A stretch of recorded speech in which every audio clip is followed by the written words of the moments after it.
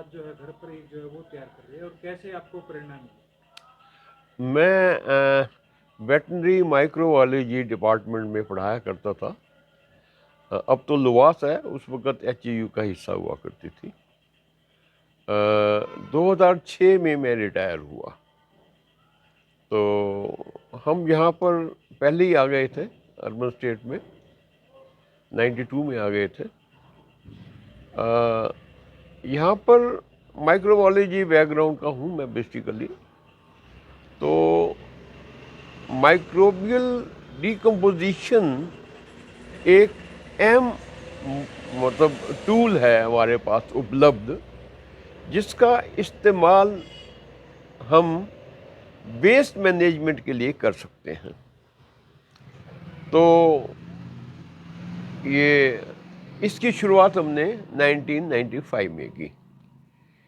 केंचुए हम लाए, हमारे एक फ्रेंड थे अमन मदान दिल्ली में, तो उन्होंने हमारे लिए अरेंज करके रखे थे। यहाँ पर भी मिल जाते हैं वैसे, तो ले आए और यहाँ पर एक छोटे से घड़े से हमने इसकी शुरुआत की थी।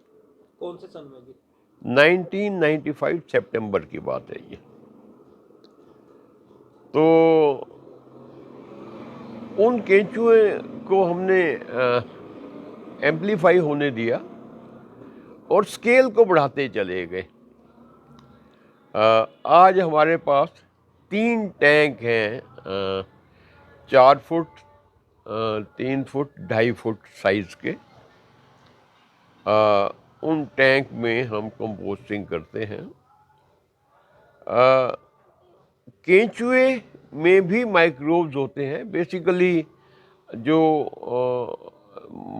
जो हमारा कचरा होता है उसका 95% हिस्सा ये जो बायोमास ही होता है, गलनशील जिसको कहते हैं। तो उसको गलाते माइक्रोब्स हैं, चाहे केंचुए के माध्यम से गलाएं चाहे सीधा माइक्रोब्स गलाएं। तो हम 1995 से ये जो शुरुआत की है, आज तक हमारा गलनशील कचरा बाहर नहीं गया है। एक दौर ये भी आया था जिस वक्त हुड्डा ने ग्रीन बेल्ट में हमने, क्योंकि ये बना रखे थे टैंक, तो वो ग्रीन बेल्ट तोड़ दी थी, तो हम सड़क पर आ गए थे। लेकिन फिर निगम ने ये जो हुड्डा ने हमारी रिक्वेस्ट एक्सेप्ट कर ली और हमने 3 फुट जो उनकी डायरेक्शन है उसके अंदर ही हमने ये सब कुछ बना लिया। तो आप इसका ये फ़ायदा ये रहा हमें कि घर के अंदर कोई कचरा रहता नहीं है।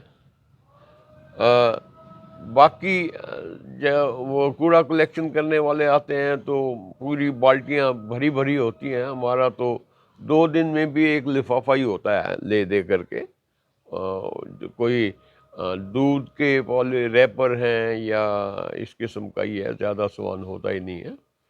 तो आज जिस वक्त इतनी मेजर समस्या बनी पड़ी है, ढंढूर क्राइसिस हम सबको पता है, दिल्ली वालों को अपने गाजीपुर का पता है। आज तो दिल्ली के चुनाव ही कूड़े के ऊपर सिमट गए हैं। तो ये जो वेस्ट मैनेजमेंट बड़ा इम्पोर्टेंट एस्पेक्ट है। सरकार के लिए बड़ी समस्या है जी। एक सरकार के लिए समस्या है, लोगों के लिए समस्या है, एनवायरनमेंट के लिए समस्या है। तो डिफरेंट लेवल के ऊपर इसको डील किया जाना चाहिए। जैसे होम कंपोस्टिंग की जानी चाहिए। होम कंपोस्टिंग हम तो टैंक बनाते हैं, लेकिन हम लॉन्ड्री बास्केट का भी इस्तेमाल कर सकते हैं अगर फ्लैट में रह रहे हैं तो। रेस्टोरेंट हैं, बड़े बड़े एजुकेशनल इंस्टीट्यूशंस हैं, सब्जी मंडी तो बिल्कुल ही सामने हमारे है। हम कूड़ा इकट्ठा होने देते हैं, फिर मिक्सिंग भी होती है, मिक्सिंग की सेग्रीगेशन होएगी, फिर ट्रांसपोर्ट भी होएगा, लिगेसी वेस्ट भी बनेगी और करोड़ों के फिर प्रोजेक्ट उसको वेस्ट क्लियरेंस के लिए भी आएंगे। मुझे लगता है कि हमें we should nip at the bud, मतलब हम कूड़ा जनरेट ना होने दें और उसके लिए मैकेनिज्म बिल्ड करें। छोटा मेरे घर का है तो मैं तो कटर से भी छोटा कर लूँगा। पार्क हैं या थोड़े से बड़े जगहें हैं तो वहाँ पर यूनिवर्सिटीज़ हैं, वहाँ पर वो श्रेडर्स होने चाहिए। कचरा जितना बारीक हो जाएगा कंपोस्टिंग उतनी फास्ट हो जाएगी। और मुझे लगता है कि नगर निगम को इसके अपने आप से भी शुरुआत करनी चाहिए। अभी जिस तरह से आप करीब 30 सालों से घर पे ही केचुआ की खाद तैयार कर रहे हैं, तो किस तरह से बदलाव आपके लाइफ में आए, किस तरह से चेंज जो आपके घर में है वो नजर आ रही है? चेंज एक तो ये है कि हमारे मतलब एक मेजर जो पेड़ है हमारे आम का पेड़ है, इसमें करीब करीब 1 क्विंटल की क्रॉप आती है। आम तो सीधा नज़र आता है, उसके साथ टहनियाँ भी आती हैं, उसके साथ वो जो बुर झड़ता है वो भी आता है, पत्ते भी आते हैं। तो मतलब वुडी मास भी मिल गया हमें, लीव्स भी मिल गए। अब वो जो 1 क्विंटल है उसके अगेंस्ट मेरे ख्याल में 15 क्विंटल तो दूसरा बायोमास भी जनरेट होता है। तो वो जो जनरेट होएगा उसकी कंपोस्ट बनेगी तो वो ज़मीन में ही जाएगी। पौधों को तो खुराक ही चाहिए। पौधों ने कार्बन डाइऑक्साइड से तो कार्बन ले लेनी है, लेकिन ऐसे अकेले कार्बन को वो खुराक में नहीं बना सकता, उसको बाकी एलिमेंट्स भी चाहिए, करीब 16 एलिमेंट्स चाहिए होते हैं। तो ये सारे के सारे एलिमेंट्स कंपोस्ट से मिल जाते हैं। नहीं तो खुराक बाहर आर्टिफिशियल देना दोगे आप, ले दे करके क्या करो, यूरिया कर दोगे, NKP कर दोगे, इससे इसके बॉन्ड तो जाता ही नहीं है ना, तो इम्बैलेंस भी हो जाता है। तो ये बहुत बड़ा बदलाव है। हमारे पौधे ठीक हैं, रीजनेबली ठीक हैं।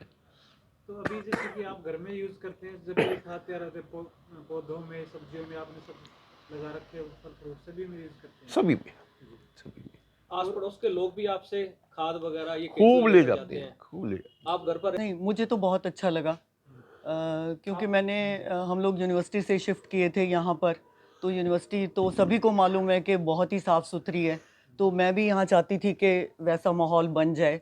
तो चलो अपने घर से ही शुरुआत की और मुझे तो बहुत अच्छा लगा। मुझे तो कई इसके प्लस पॉइंट्स हैं। मेरे किचन में कभी कॉकरोच नहीं मिलता क्योंकि कूड़ा डस्टबिन हमने रखा नहीं हुआ, एक प्लेट में कूड़ा इकट्ठा करते जाते हैं और सभी को पता है उसमें उन्होंने डाल देना है पिट में। तो इस तरह की कोई समस्या नहीं आती। कूड़ा हम मेड खुश रहती है क्योंकि कूड़ा ज़्यादा होता नहीं है। फल सब्जी का छिलका हम खुद वहाँ डालते हैं और एक छोटे से पॉलीथिन में जो छोटा मोटा कूड़ा है वो रहता है हमारा। आपने जब ये शुरुआत की तो आसपास के पड़ोस के लोगों ने कहा नहीं कि ये आप क्या कर रहे हो घर में, जिस तरह की आप केचुआ खाद बना रहे हो, क्या है? अब आपसे प्रेरणा लेकर के ये और ने भी जो है ये शुरुआत की आसपास? शुरू में तो लोगों को पता नहीं था कि ये क्या कर रहे हैं, फिर हमारे सामने हैं बिल्कुल, इन्होंने भी शुरुआत करी।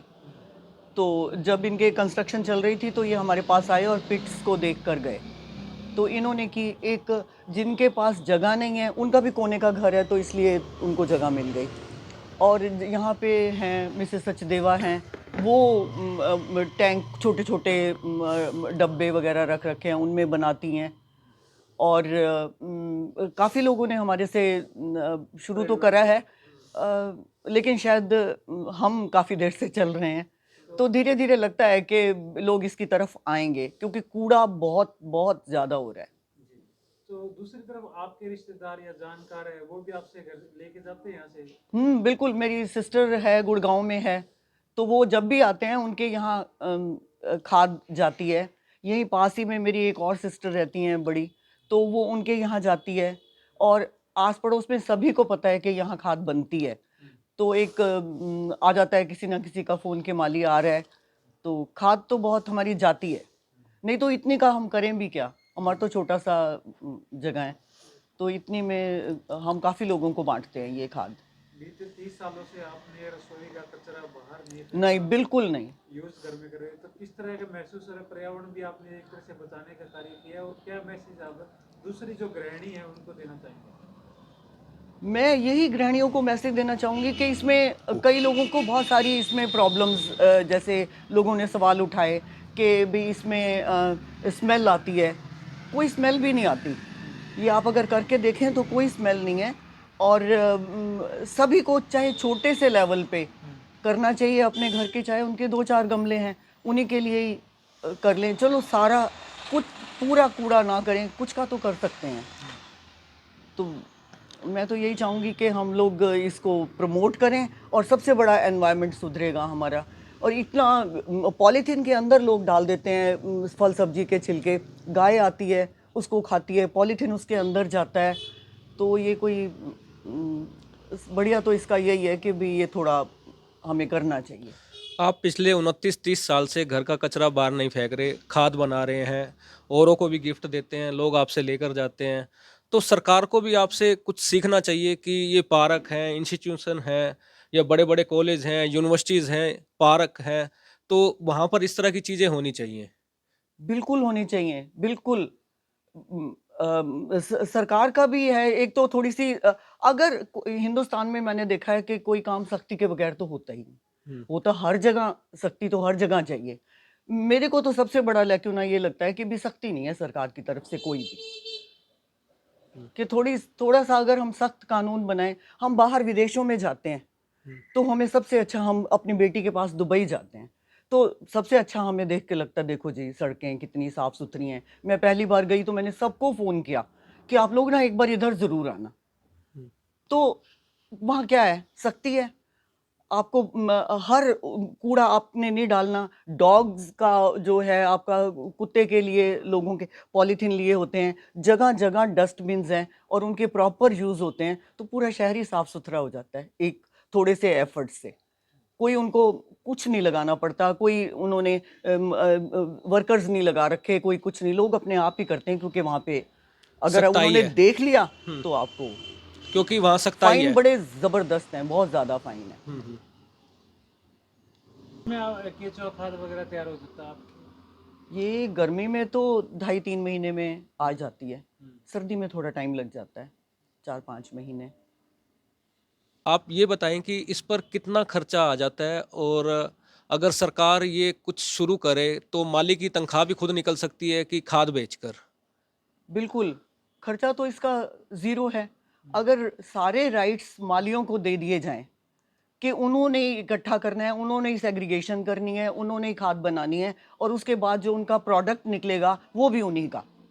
तो वो उसको अगर बेचेंगे, और थोड़ा-सा और उसमें ऐड कर सकते हैं, थोड़ा-सा गोबर वगैरह और डाल के, तो उस वो खाद और बहुत बढ़िया बन जाएगी। तो अच्छे दामों पे बिकेगी। वो सारा कुछ अगर माली को दे दिया जाए तो माली के तो पूरी की पूरी तनख्वाह निकल आएगी उसमें से।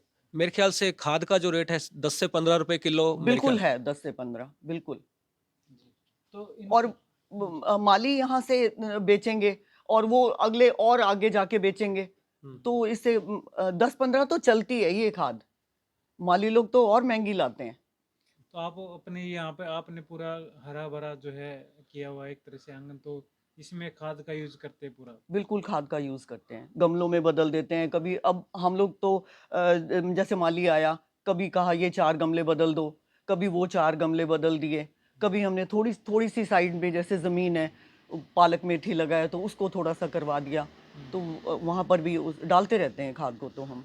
जो खाद आप तैयार करते हो इसमें पॉलीथीन को छोड़कर किस किस चीज़ का इस्तेमाल करते हो? क्या घर की क्या क्या चीज़ इसमें? सारा फल सब्जी का छिलका, वेस्ट पेपर कोई होता है तो जो चीज़ गल जाती है ना, वो सारी इसके अंदर डाल देते सारी हैं। गलने वाली चीज़ें, सारी गलने प्लास्टिक को वाली, छोड़कर। प्लास्टिक को छोड़ के। अभी आपसे कोई अगर खाद तैयार करने की शिक्षा लेने के लिए आए, आप रिटायर्ड हैं, तो आप उनको देने के लिए तैयार हैं कि खाद हाँ, कैसे बिल्कुल मेरे लिए तो ये एक बड़ा अच्छा होगा कि मैं किसी को बता पाऊँ। पढ़ाने की तो आदत ही है हमें, तो अब तो खाली हैं हम लोग। ये काम तो कर ही सकते हैं, फिजिकल नहीं कर सकते, ये तो कर सकते और हैं। नगर निगम आपसे हेल्प लेना चाहिए कि तैयार करने के लिए, मालियों को की क्लास देने के लिए, तो आप उसके लिए भी तैयार मैं हैं? बिल्कुल रेडी हूँ। अ, उसमें जिस करते जिसमें खाद। देखिए, हमने बेसिकली 2 यूनिट बना रखे हैं। ये टैंक है 3 फुट, 4 फुट, 2.5 फुट गहराई है इसकी, और इसमें हमने एक होल नीचे कर रखा है। एक्सेस पानी नहीं तो डूब ना जाए केंचुए, तो उसको ड्रेन कर लेते हैं पानी को। बेसिकली माइक्रोब्स ही डिकम्पोज करते हैं।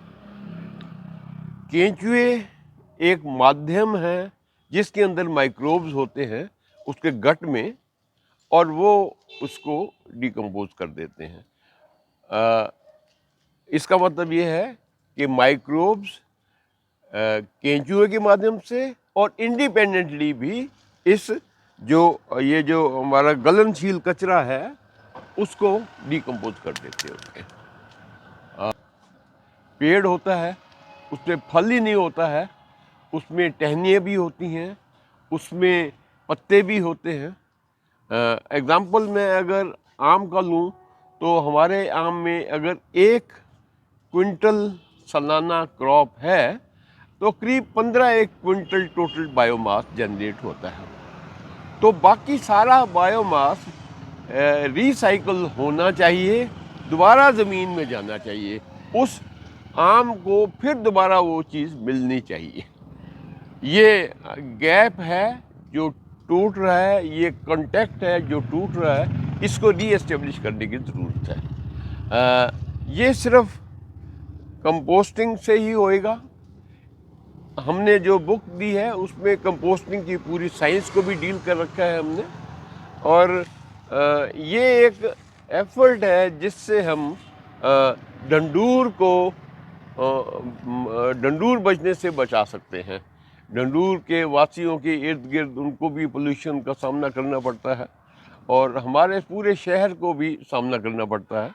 तो कंपोजिशन डीकम्पोस्टिंग एक मैकेनिज़्म है जिसका इस्तेमाल किया जाना चाहिए लोकल लेवल के ऊपर, इंस्टीट्यूशन के लेवल के ऊपर, और सब्जी मंडी वगैरह के लेवल पर। ये फिल किया जा रहा है इस वक्त, ये भर जाएगा, ये हीप सी बन जाती है, फिर इसके ऊपर हम ढक देते हैं, कंपोस्ट से कवर कर देते हैं।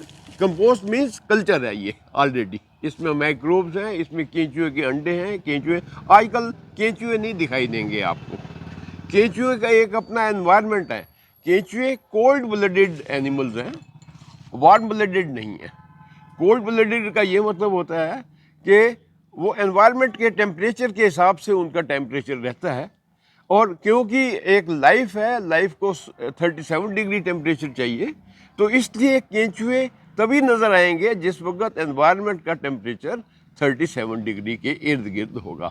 आजकल क्योंकि टेम्परेचर काफ़ी डिप किया हुआ है, केंचुए नज़र नहीं आएंगे, हाइबरनेशन में हैं, वो आजकल अंडे पैदा कर रहे हैं, वो अंडे उनके अंदर मिलेंगे।